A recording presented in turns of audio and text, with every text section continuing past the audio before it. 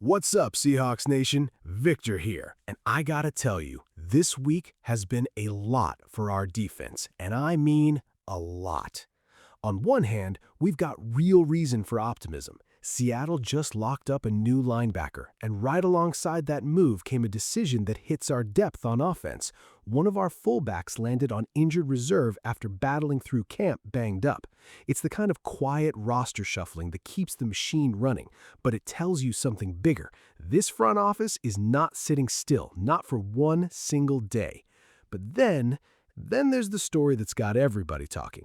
The Seahawks are bringing in a cornerback, a guy who was once a first-round pick with legit talent, but he's walking into Seattle carrying some serious baggage off the field. And when I say serious, I mean felony charges serious. This is not a simple football transaction, and you need to hear the details before you form your opinion.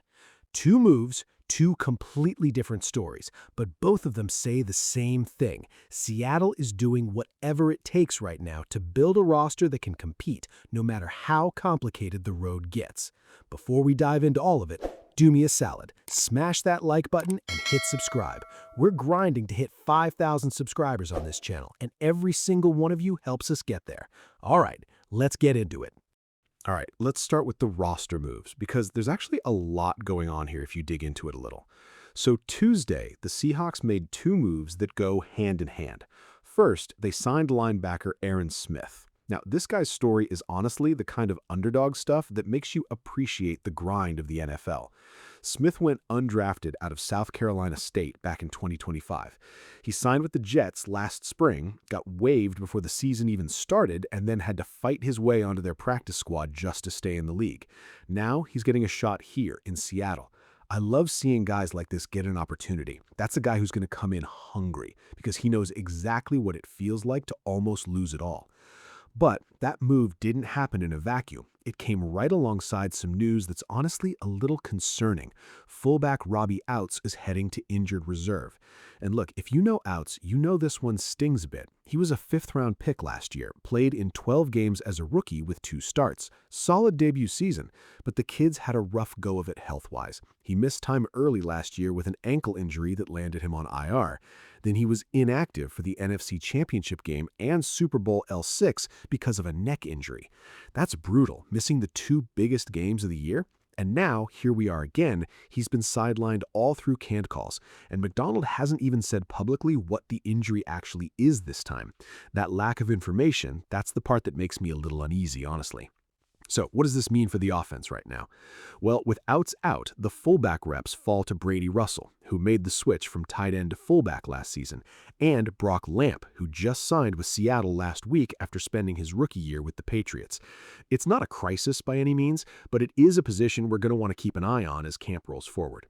Look, roster moves like this happen every single training camp. It's part of building depth. It's part of protecting the room. But it's also a reminder that this league doesn't stop for anybody. One door opens for a guy like Aaron Smith, and at the very same time, another guy's dealing with a setback. That's just football. Now, as if that wasn't enough to talk about this week, there's another story out of Seattle right now that is a completely different level of serious. This one's not about roster depth or injuries. This one's about a major addition to our secondary that comes with some heavy circumstances attached. And trust me, you're going to want to hear every detail before you make up your mind on this one. All right, Seahawks Nation, before I get into this one, real quick, if you're new here, hit that subscribe button and drop a like. We're chasing 5,000 subscribers, and this community grows every single time you do that. Okay, let's talk about this cornerback situation, because there's a lot to unpack. So here's the deal. The Seahawks have agreed to sign free agent cornerback Tyrion Arnold. And on paper, football-wise, this is a really intriguing move.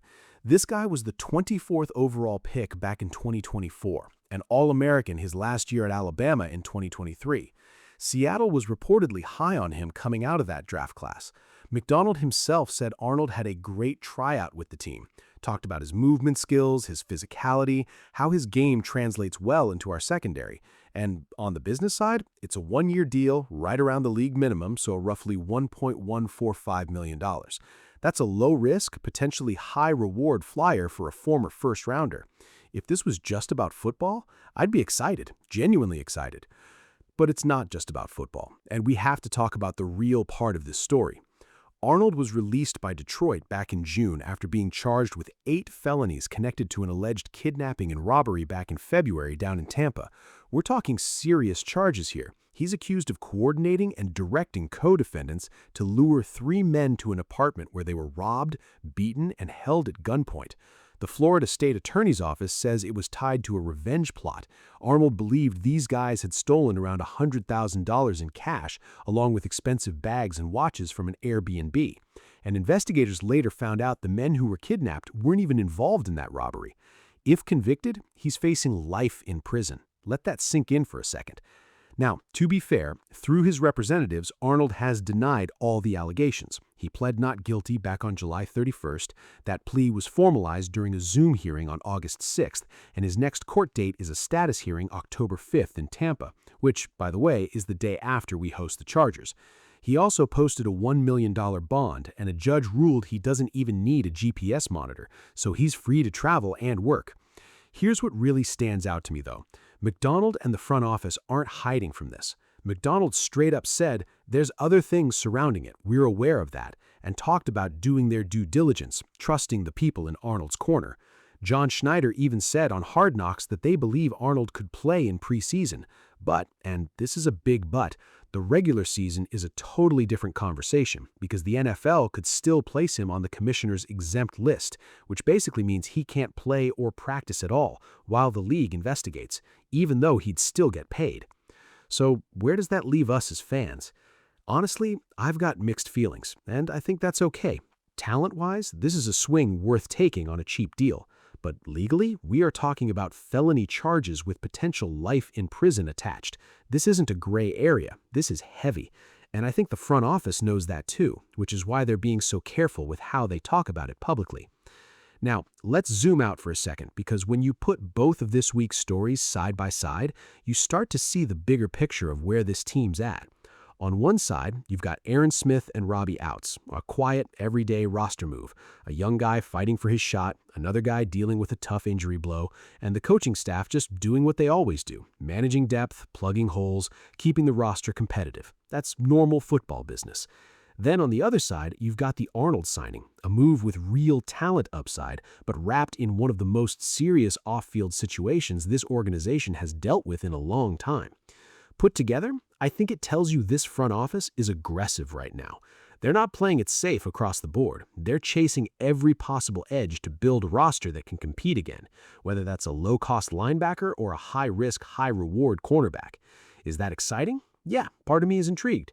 Is it a little nerve-wracking? Also, yeah, because this Arnold situation is completely out of the team's hands once it hits that courtroom in October. So my honest take as a fan, cautious hope. I want to see this team compete. I want us to load up on talent, but I also want the organization to handle this the right way and let that legal process play out with eyes wide open. That's where we're at, Seahawks Nation. Let me know what you think down in the comments. Are you okay with this signing, or does it cross a line for you? And hey, if you made it this far, do me a favor. Smash that like, hit subscribe. Let's get this channel to 5,000. Appreciate y'all. Go Hawks.